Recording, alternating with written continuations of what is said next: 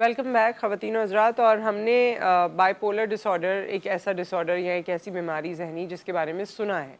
ये एक ऐसा वर्ड है जो हमने अक्सर सुना है, लेकिन हमें ये लगता है कि बाइपोलर वो लोग होते हैं जिनको बहुत एक्सट्रीम गुस्सा आता है और फिर वो एकदम से सही हो जाते हैं और गुस्से में वो चीज़ें कर देते हैं जो एक नॉर्मल इंसान नहीं कर सकता। लेकिन इसकी तशख़ीस कैसे हो, अगर किसी को भी ये डिसऑर्डर है तो ये पता कैसे चले, हमें अंदाज़ा कैसे हो, घर वालों को कैसे पता चले, इसके नुकसानात क्या क्या हैं। क्योंकि अभी रिसेंटली जिस तरह मौलाना तारिक जमील साहब के बेटे की भी वफ़ात हुई, उसमें भी कहा जा रहा है, मतलब जो बातें सुनने में आई कि जी शायद उसको कोई डिप्रेशन था, बाइपोलर डिसऑर्डर था हमेशा से।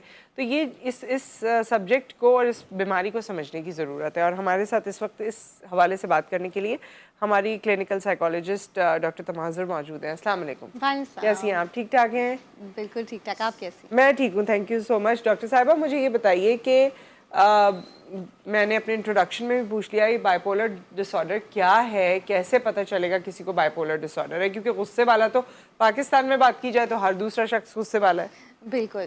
सो बाइपोलर डिसऑर्डर में जो है वो दो एक्सट्रीम्स होती हैं। या तो आप मेनिक हो जाएंगे, यानी कि आप बहुत खुश महसूस करेंगे और मेनिक में आप कोई भी रिस्की बिहेवियर भी कर सकते हैं, या फिर अगला शख्स बिल्कुल डिप्रेशन में चला जाएगा, लो मूड में चला जाएगा एंड वुड और can also try attempting suicide. अच्छा, दोनों एक्सट्रीम होते हैं। अच्छा, खुशी में भी हो सकता है, अगर कोई बहुत खुश रह रहा है तो उसको भी ये डिसऑर्डर हो सकता है? बिल्कुल, असल में दोनों एक्सट्रीम्स होनी ज़रूरी हैं, तभी हम उसे बाइपोलर से। एक शख्स में दोनों एक्सट्रीम्स होनी ज़रूरी हैं, या किसी भी, अगर कोई बहुत गुस्से वाला है वो भी बाइपोलर है और बहुत खुश रहने वाला है वो भी बाइपोलर है? अच्छा, बाइपोलर में डिसऑर्डर में हो सकता है कि एंगर इश्यूज़ हों और नहीं भी हो सकता, ज़रूरी नहीं है कि एंगर इश्यूज़ हों। अच्छा। लेकिन ये कि आपको दो एक्सट्रीम ज़रूर दिखेंगी। आप देखेंगे कि या तो मेनिया में है या वो डिप्रेशन में। तो अगर इस किस्म की अनस्टेबिलिटी दिखाई दे कि कोई बहुत एक हफ्ता कोई बहुत खुश हो जाता है, फिर अगले हफ्ते कोई बहुत डाउन हो लेकिन ये जाता है। नेचुरल भी तो है, इसको डिफरेंशिएट कैसे करें? और बाइपोलर का क्या मतलब है? यानी मुझे तो ये कोई बेर और जानवर और उस तरह का लगता है।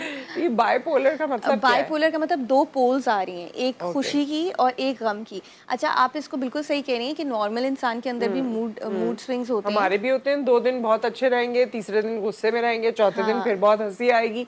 तो ये तो नॉर्मल है। बिल्कुल। लेकिन आपकी जो है ना वो एक्सट्रीम बहुत ज़्यादा नहीं होगी, इतनी नहीं होगी कि आप इतनी खुश हो जाएं कि you want to do something reckless, you want to sell your property और यू वांट टू जंप अच्छा, ऑफ अ क्लिफ। इतनी ज़्यादा रेकलेस नहीं होगी। कि खुशी में आप छलांग लगा दें जी। पहाड़ से, या अपनी घर की खिड़की से, या टेरेस से। या कोई भी ऐसे हाँ। बिहेवियर्स जो हम आउटलाइन कर सकते हैं कि एबनॉर्मल बिहेवियर्स हैं।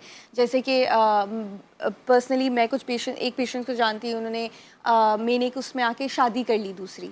सीरियसली? यस, ये भी हो यस, सकता है? ये भी हो तो सकता है। माफ भी किया जा सकता है उसको जिसने दूसरी शादी की हो। तो ये हो सकता है, लोग मीनिया में डिफरेंट हाँ। एब नॉर्मल बिहेवियर्स कर सकते हैं। और बाय द वे जब वो अच्छा, नॉर्मल उसमें फिर आए, नॉर्मल होते हैं तो उनको फील होता है कि हमने गलती की है? बिल्कुल बिल्कुल, दे फील कि ये क्या था, ये हमने कैसी हरकत, ये हमने कैसा डिसीजन मेक कर लिया, what kind of decision was that.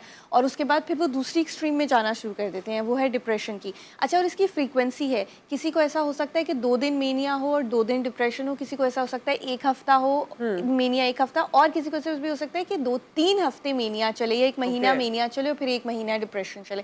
So it completely varies कि कितनी तो देर। कौन सा ऐसा सिम्टम है डॉक्टर तमाज़ुर जिससे पता चलेगा कि आया ये बाइपोलर है या कोई दिमागी मर्ज है? कौन सा ऐसा सिम्टम है? Instability, instable mood. जब आपको लगे ना कि ये स्टेबिलिटी नहीं, अभी तो ये 1 हफ्ता पहले ये कह रहा था और अब उसके कम्प्लीटली ऑपोजिट ये बात कह रहा है और उस पर बहुत डिप्रेस है। जब आपको इस किस्म की इंस्टेबिलिटी दिखे तो it could be bipolar. So it's best कि आप हेल्थ केयर प्रोफेशनल से डायग्नोज करा लें। तो क्या बाइपोलर का ट्रीटमेंट होता है? और बिल्कुल। ये क्या, जिस तरह नज़ला ज़ुकाम बाकी बीमारियां हैं उसका एक टाइम का ट्रीटमेंट होता है फिर वो ख़त्म हो जाता है, बाइपोलर का भी ऐसा ही है या ये ऑन गोइंग है? It's an on going treatment. Drugs obviously आप इस बाइपोलर के अंदर हमें ड्रग्स देने ही पड़ते हैं। सो मेडिकेशंस तो हैं ही। अपार्ट फ्रॉम दैट जो है साइकोथेरेपी भी आप समझें कि थ्रू आउट द लाइफ करनी ही पड़ती है। अवेयरनेस बहुत इंपॉर्टेंट है, जिसको भी बाइपोलर डिसऑर्डर है कि उन्हें बाइपोलर डिसऑर्डर है।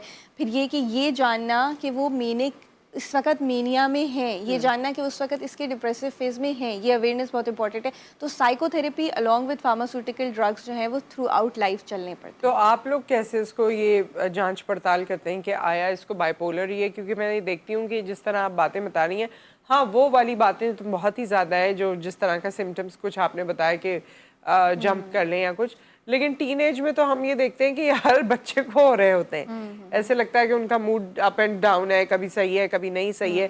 तो क्या इसकी कोई एज भी है, या फिर इसको डिफ्रेंशिएट कैसे करेंगे बाकी चीज़ों से? अच्छा, यूजुअली जैसे स्किज़ोफ्रेनिया भी हो गए, बाइपोलर डिसऑर्डर भी हो गए, ये आपको एडोलेसेंस में ना दिखाई देना शुरू हो जाएंगे। बचपन में ज़रूर हो सकता है बचपन में भी हो, पर यूजुअली एडोलेसेंस के अंदर इज़ दी एज, टीनेज में, कि आप आइडेंटिफाई करना शुरू कर सकते हैं कि क्या इश्यूज़ हैं।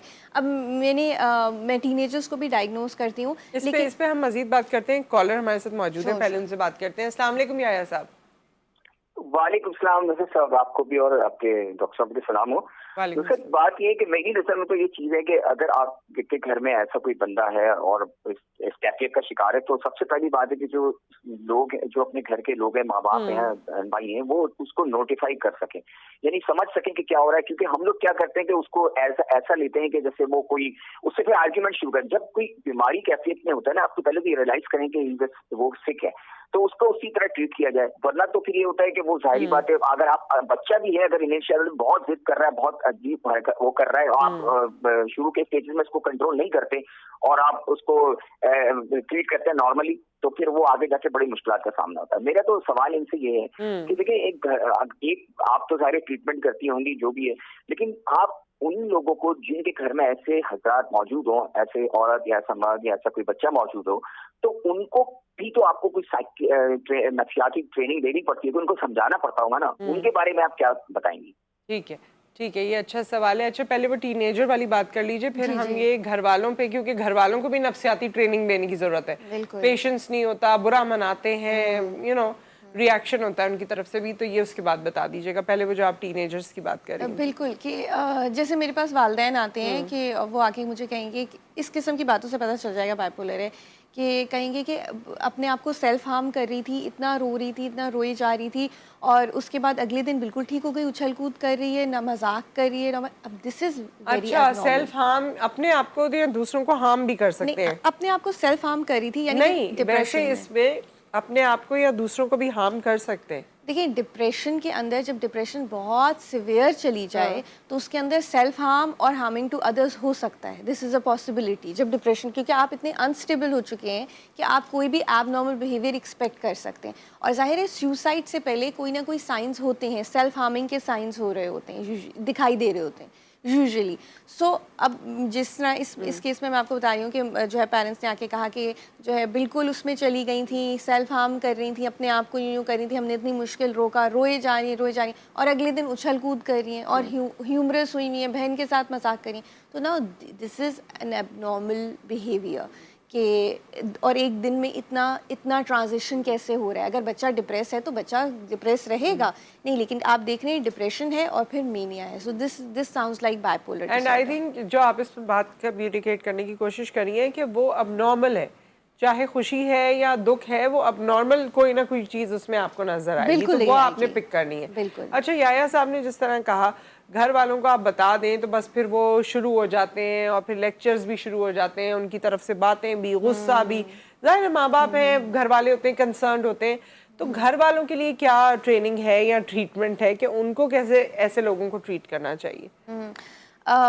ये है कि सबसे पहले तो एम्पैथी के साथ ये अवेयरनेस कि ये बीमारी है, ये एक डिसऑर्डर है, और इसके बाद ये कि भाई ये डिप्रेशन इतना सिवियर हो सकता है, तो उसके साइंस के लिए आप लुक आउट करें कि ये बहुत ज़्यादा तो नहीं सिक्लूड हो रहे, बहुत ज़्यादा कमरे में तो नहीं रह रहे, ये बहुत ज़्यादा स्क्रीन पे तो नहीं टाइम गुजार रहे, ये वाली चीज़ें जो है वो नोट करें। फिर अगर वो मेनिक उसमें हैं तो ये नोट करें कि बहुत ज़्यादा एक्सेसिवली बाहर तो नहीं रह रहे। ड्रग्स के लिए पेरेंट्स ज़रूर देखें कि बच्चा कोई इलीगल ड्रग्स तो नहीं कंज्यूम कर रहा, फ्रेंड्स के साथ क्या क्या एक्टिविटीज़ कर रहा है, इसके ऊपर नज़र रखें। और यही है कि हम मॉनिटर कर सकते हैं। अपार्ट फ्रॉम दैट, ये कि लेक्चर देने से मेरा नहीं ख्याल कोई फ़र्क पड़ता है, पेरेंट्स भले लेक्चर दे दें, लेकिन ये कि with that empathy and awareness कि ये बीमारी है, सो ये नहीं कि बेटा कुछ नहीं होता इसको बस झटक दो, झटक नहीं सकता, ये एक कम्प्लीटली डिसऑर्डर। और ये इसके लिए लाइफ लॉन्ग मेडिसिन, बिल्कुल लाइफ लॉन्ग मेडिसिन। क्योंकि हमारे यहाँ ये भी है ना, मैं तो कहती हूँ कि लड़कों में या लड़कियों में जिसमें भी ये अल्लाह ना करे हो, हमारे यहाँ तो शादियाँ कर दी जाती हैं क्योंकि अपेरेंटली तो कुछ नज़र नहीं आ रहा, और फिर बाद में दूसरे अगर इलाज नहीं हो रहा तो बाद में दूसरे बंदे की सारी ज़िंदगी ख़राब हो जाती है, चाहे वो लड़का है या लड़की है, उसके पार्टनर की तो ज़िंदगी ख़राब हो जाती है। बिल्कुल, और ये चीज़, ये डिसीजन सोच समझ के लेना चाहिए। अगर आपके पार्टनर को बाइपोलर डिसऑर्डर है और वो इसका इलाज करा रहे हैं तो उनके साथ ज़िंदगी गुजारी जा सकती है, पर ये सोच समझ के अगर पता ही बाद में चले, हाँ पता ही बाद में चले तो ज्यादती की बात है। तो आप समझती हैं ना कि पहले बताना चाहिए। अगर किसी को मेंटल डिसऑर्डर्स भी हैं तो उनके पेरेंट्स को बताना चाहिए, 100% बताना चाहिए। ये बात आउट इन द ओपन होनी चाहिए, इसमें कोई छुपाने वाली बात नहीं, कोई स्टिग्मेटाइज करने वाली बात नहीं। अगर है एक प्रॉब्लम तो है, और अगर अगला एक्सेप्ट करता है कि मैं इस चैलेंज को एक्सेप्ट करना चाहता हूँ और फिर भी जिंदगी गुजारना चाहता हूँ तो वेल एंड गुड, तो फिर you will have a right partner for you. सही। सो विद दैट बहुत बहुत शुक्रिया डॉक्टर तमाज़ुर आपकी तशरीफ़ आवरी का, और ये बहुत ही इंपॉर्टेंट टॉपिक है। इंशाल्लाह फिर दोबारा इस पर किसी वक्त एक और डिस्कशन रखेंगे। एक ब्रेक आ गया, ब्रेक के बाद हम वापस आते हैं एक और मेहमान और एक और टॉपिक के साथ।